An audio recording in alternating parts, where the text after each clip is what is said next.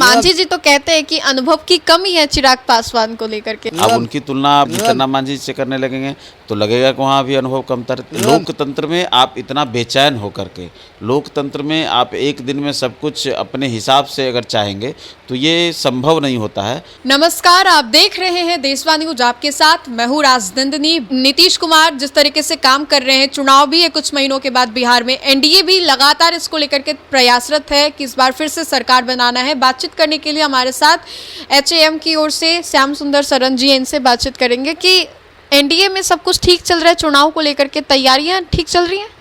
देखिए, हमको तो लगता है कहीं कोई प्रॉब्लम नहीं है। जहाँ कहीं देखिए जो चीज़ भी रहता है तो अगर 5 दल हैं तो थोड़ी बहुत लोगों की अपनी अपनी महत्वाकांक्षा, लोगों का अपना अपना विचारधारा कहीं ना कहीं थोड़ा बहुत टकराता है। लेकिन ऑन द होल आप देखेंगे तो हमारे यहाँ नेतृत्व जो है एनडीए का, नीतीश कुमार जी के नेतृत्व पर सबको भरोसा है।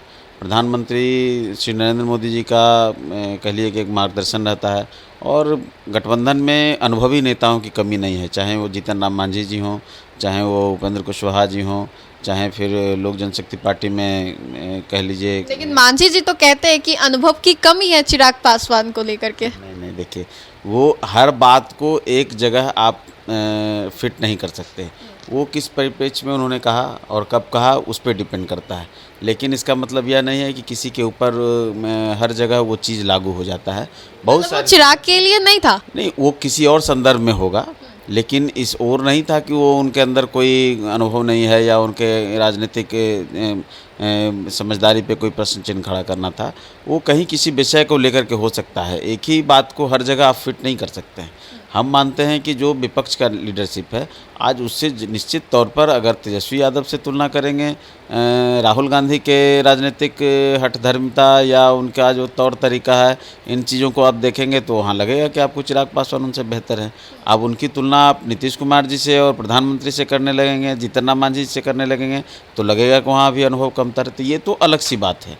तो वो किस बात पर उन्होंने कहा क्या कहा वो अपनी जगह है। लेकिन हमारा मानना है कि घटक दल के जितने भी लीडर हैं, सबों का फोकस है जनता, बिहार और विकास। ये इन पर काम करने वाले लोग हैं। ये ऐसा नहीं है कि जो अन्य घटक दलों के लोग जिस तरह से सत्ता के लिए परेशान हैं, और सत्ता के लिए परेशान होकर के आप देख रहे होंगे कि संवैधानिक संस्थाओं पे हमला करते करते अब तो आप पत्रकारिता पर भी हमला कर रहे हैं, आप पत्रकारों को भी बैन करने की बात कर रहे हैं। तो वो बेचैनी जो है वो उनके अनुभवहीनता को दिखाता है कि लोकतंत्र में आप इतना बेचैन होकर के, लोकतंत्र में आप एक दिन में सब कुछ अपने हिसाब से अगर चाहेंगे तो ये संभव नहीं होता है। राजनीति करते हैं तो सत्ता का भी आपको कभी रस मिलेगा और कभी विपक्ष का भी आपको दायित्व जो है उसका निर्वहन करना पड़ेगा।